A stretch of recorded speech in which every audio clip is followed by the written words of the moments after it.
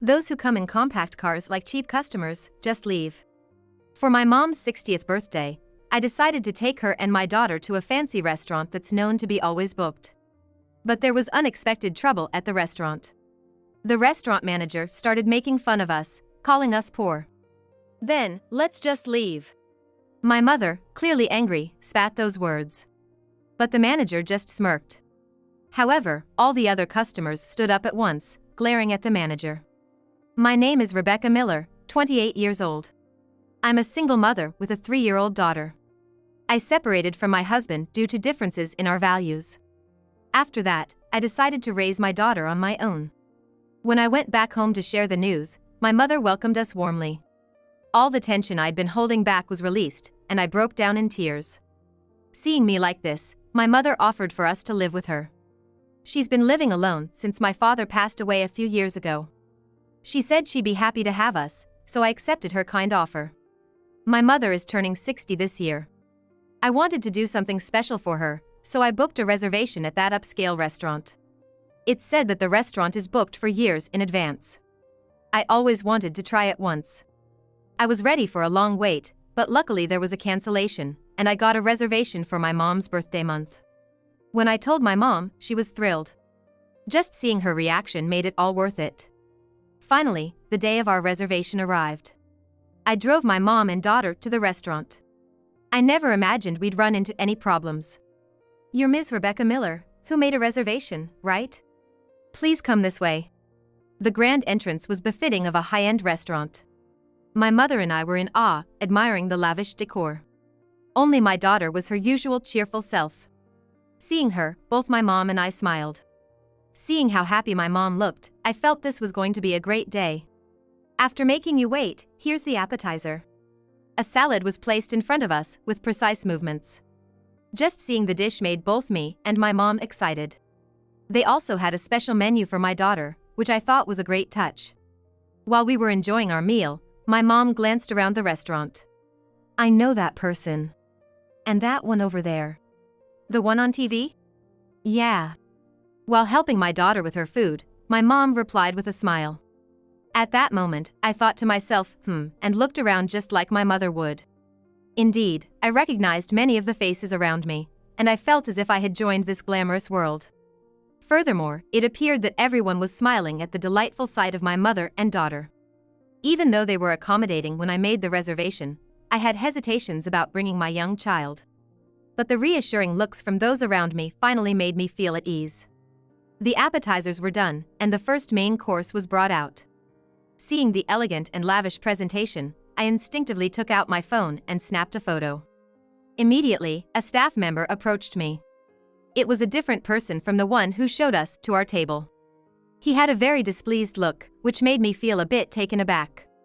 "Excuse me, can you please not take photos?" he said. "Oh. I'm sorry, This is what happens with poor folks.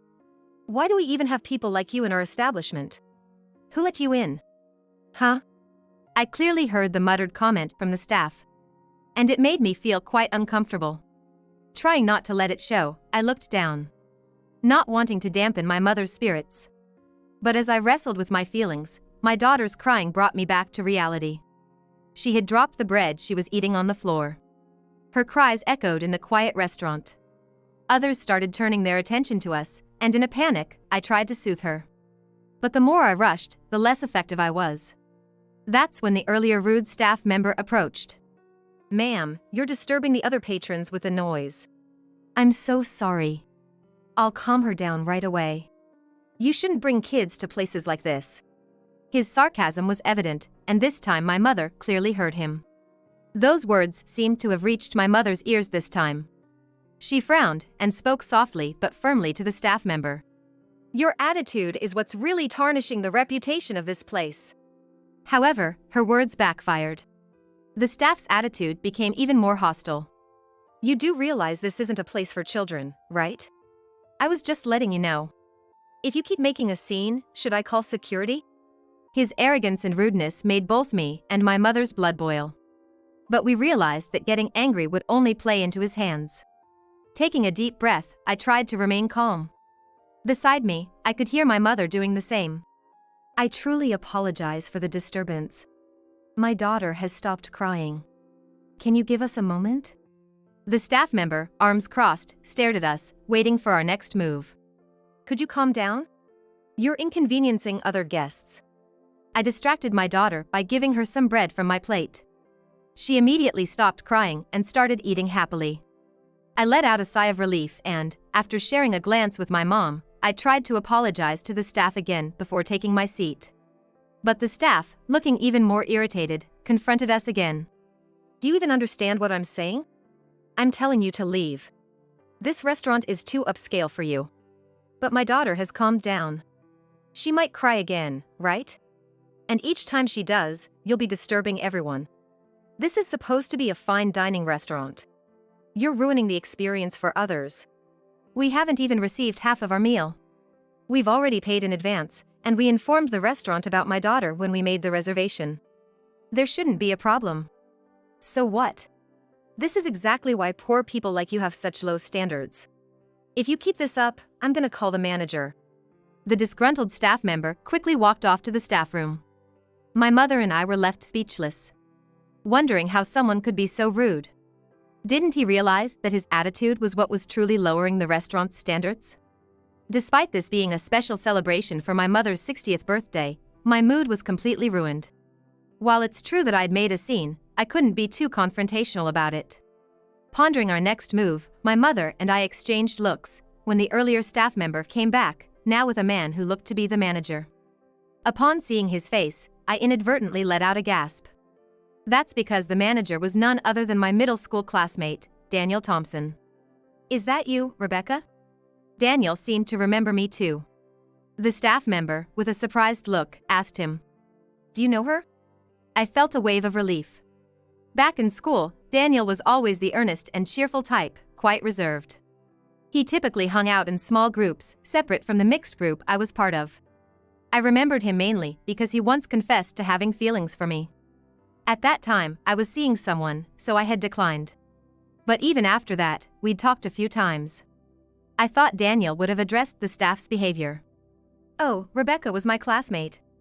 By the way, Rebecca, are you sure you should be here?" "What do you mean?" "I heard the rumor, you know. You're a single mom now, right? People say single moms are usually broke. My restaurant is high-end.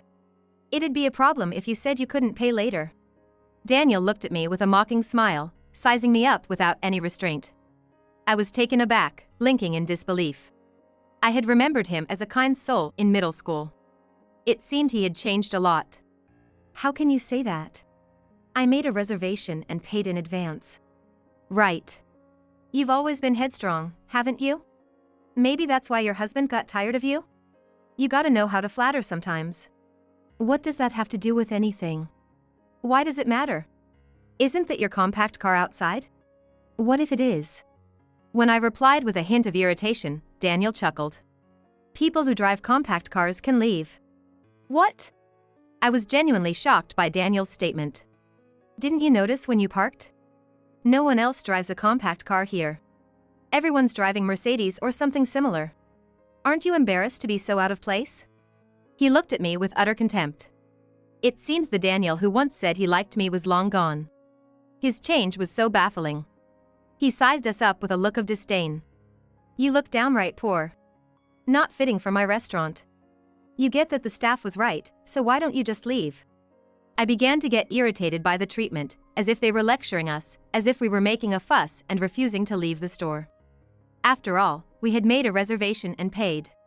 We had every right to dine there. Judging people based on appearances was something I could never imagine the old Daniel doing. But after all he said, there's no reason for my mom and me to stay. The food might be good, but we don't want anything to do with a restaurant that has disrespectful staff and a manager. "Daniel, you've changed. If you're going to be like this, we're leaving." When I said that, he seemed satisfied. "I'm living the dream. I'm definitely better off than you now. Don't think you can just casually call me by my first name. It's a shame you've changed." When I said that, Daniel smirked. "That's because you rejected me. Making fun of me even though you're not that pretty. Well, at least I'm happier now. Isn't it refreshing?" He cheerfully said that and high-fived a nearby staff member. Both of them laughed. Apparently, Daniel still held a grudge about being rejected back in the day. Realizing that made his horrible attitude make sense to me. Humph. Say whatever you want. I'm surely happier than some guy who still holds a grudge from so long ago. I have a wonderful daughter and a kind mother. Let's go, Mom. When I snapped back confidently, Daniel seemed to become even more pleased. He probably thinks I'm just being a sore loser. It ticks me off to no end, but shouting at him now would probably have no effect on him. I never imagined a classmate of mine would change so much. Today was supposed to end on such a happy note. With these thoughts, I picked up my daughter and looked at my mom. She too seemed furious, as she abruptly stood up. You've made quite a mockery of my daughter. We don't want anything to do with a place like this. As you said, we'll be leaving. Right, folks? My mom made that declaration loudly, echoing throughout the restaurant. Neither Daniel nor I had any idea whom she was addressing. Then, to our surprise, all the diners who had been enjoying their meals started to get up and prepare to leave. What on earth was happening? I was just stunned, not understanding the situation. Wait. Folks, what's going on? I'm sorry for the ruckus, we're gonna kick these rude folks out right away, just hang on a moment. Daniel frantically tried to keep the diners from leaving. But cold stares were directed at him from every corner. Daniel was visibly flustered, not understanding the turn of events. Two elderly men approached him, shouting, "How dare you treat Mrs. Miller like that? We've enjoyed this place for a long time, but we'll never come back." Shouted at, Daniel looked around the restaurant with a fearful expression. Following the two elderly men's lead, all the other diners started scolding Daniel. They all began expressing their gratitude to my mother. While holding my daughter, I was just gawking at this astonishing scene from the side. Those who began chastising Daniel were all recognizable celebrities, politicians, and obvious affluent folks. I had no idea why they were indebted to my mother. Wait! What's going on here? What happened? Daniel, his face turning blue, desperately tried to calm everyone. The annoying staff member next to Daniel was also going pale. I sent a questioning look to my mom. Then she revealed a shocking truth. All these people used to be my regular customers when I was a traditional sweets maker. What? I was just as shocked as Daniel. I knew my mom had been a sweets maker, but I had no idea she catered to such clientele. Then one of the celebrities next to us said, "Mrs. Miller's sweets were the best in the country." My mom listened to those words with an embarrassed expression. I might not be a professional craftsman anymore, but thanks to them, I surely became proficient. I'm truly grateful. In that sense, the customer is truly a god. Hearing that, I felt my mother's greatness deeply. Daniel looked completely taken aback, holding his breath and tensing up. My mom approached the stunned Daniel and spoke in a calm tone. You also need to cherish your customers. This store is precious to you, isn't it? At my mother's words, Daniel growled in response. He seemed totally on the defensive. Still, trying not to be outdone, he feigned confidence. Hey, quit it! What's this about the customer being God? Such an outdated way of thinking isn't popular nowadays. Daniel's scream, which could be taken as a cry of anguish, echoed across the floor. Yet, my mom didn't even flinch. You think caring for the customer is just a passing trend? Hearing this, Daniel choked back his words. He seemed intimidated by my mom's firm stance. However, rather defiantly, Daniel wouldn't accept my mother's viewpoint. We are the ones providing the food. We're more important than the customers. This is absurd. I am important. If your daughter, Rebecca, hadn't rejected me, I wouldn't have treated you this way. That's right. Apologize to me right now, and maybe I'll even consider making Rebecca my woman. That would be a way out of your struggling life. Sounds good, doesn't it? Daniel said that, looking at me. I was utterly disgusted with him and sighed deeply. I'm sorry, but to be honest, I can't deal with you right now. As I told him off and lowered my head, chuckles arose from the surrounding crowd, and Daniel's face turned beet red. Although I thought my response was pretty obvious, Daniel, with his baffling confidence, seemed to have never expected another rejection. Why not? I have money, you know. You don't want to be looked down upon, right? And isn't it embarrassing to be a single mother? Women like you probably can't remarry, so I'm offering to take you. It's none of your business. Just because you have money doesn't guarantee happiness. She brushed him off, and his face turned even redder. I wondered if money was the reason behind Daniel's transformation.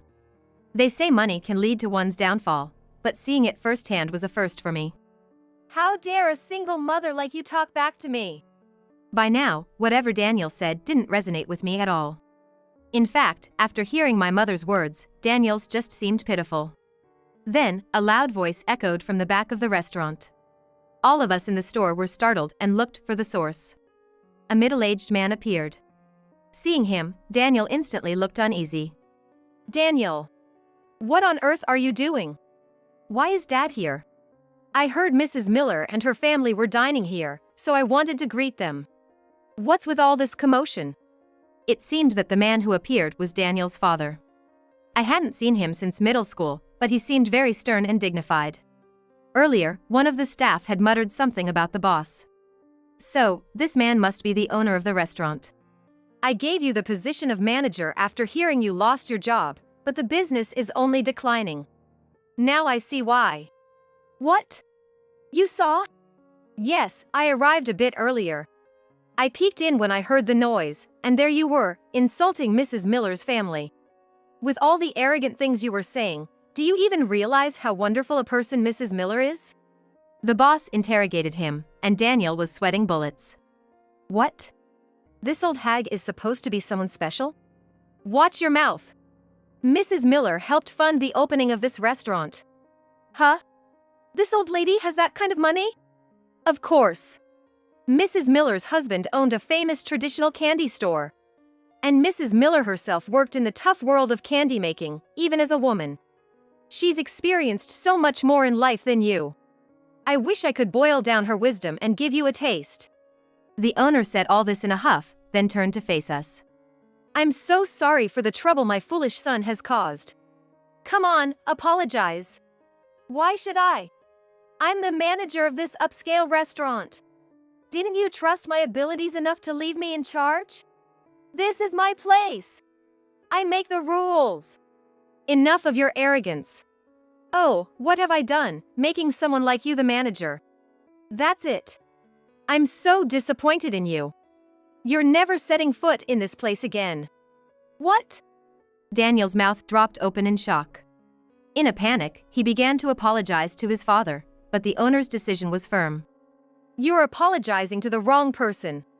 You should be apologizing to Mrs. Miller and her family. Please, I'm so sorry. I've finally made it and I don't want to lose it all over something like this.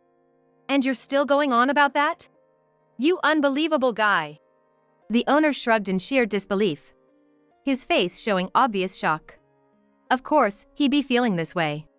No one would want to find out their child was so arrogant and disrespectful. If my daughter had been like that, I would have made the same decision as the owner. We all glared coldly at Daniel. The owner then began to share the story of how Daniel started working at the upscale restaurant. Apparently, Daniel used to work at a renowned hotel. But he racked up debts from gambling, and debt collectors caused chaos at the hotel, resulting in his firing. Lost and desperate, Daniel returned home to his father, who worked at an upscale restaurant, and begged for a job. At the time, Daniel's father had been offered a promotion to become the CEO of the company. So he decided to leave the upscale restaurant to his son and oversee several other restaurants in the same chain. At first, Daniel worked sincerely, and the owner had peace of mind. However, sales at Daniel's restaurant began to drop significantly. The owner had been trying to figure out the cause for a long time. I've received complaints about Daniel's terrible attitude from the staff. But there was no evidence. And I wanted to believe him since he's my son. Today, that hope turned to certainty. It's truly a shame. The owner looked at Daniel with a dejected expression. Daniel, looking as if he'd been struck by lightning, began to apologize desperately. Dad, please forgive me. I've been doing my best, haven't I? Rebecca, please say something to my dad for me. What exactly should I say? We were classmates, remember? For old time's sake. After how you acted, you're really something. You truly are the worst. No way! Seeing the disdain in my eyes, Daniel looked even more dejected. Both my mother and I were so taken aback that we just sighed. After that, Daniel lost his position as the manager of a high-end restaurant and was disowned by his father, leaving him without a home to return to. It was later revealed that Daniel had accumulated new debts he had kept hidden. Despite earning a good salary, he spent almost all of it on gambling, treating his staff poorly almost daily. However, he favored one particular staff member who always gave us a hard time. That's because this staff member was Daniel's junior from his college days. It seems hiring him was also on Daniel's orders. Given this junior's problematic work attitude, it seems he was kicked out of the restaurant along with Daniel. Having lost everything, Daniel delved even deeper into gambling to drown his sorrows. Now, he seems to be struggling to pay off his debts. He's really not a good person at all. My mother's 60th birthday celebration got ruined, so we gathered all the people who were at the restaurant that day and later rented a room in a hotel for a party. That hotel was owned by Daniel's father, who generously let us use a room for free as an apology. I made many friends there. And I realized just how much people loved my mother. Everyone there had met her when she worked as a traditional sweet maker, coming to her shop to buy sweets as gifts. The fact that she still has connections to this day is probably because she's such a charming person. I too want to emulate my mother and become a mother my daughter looks up to.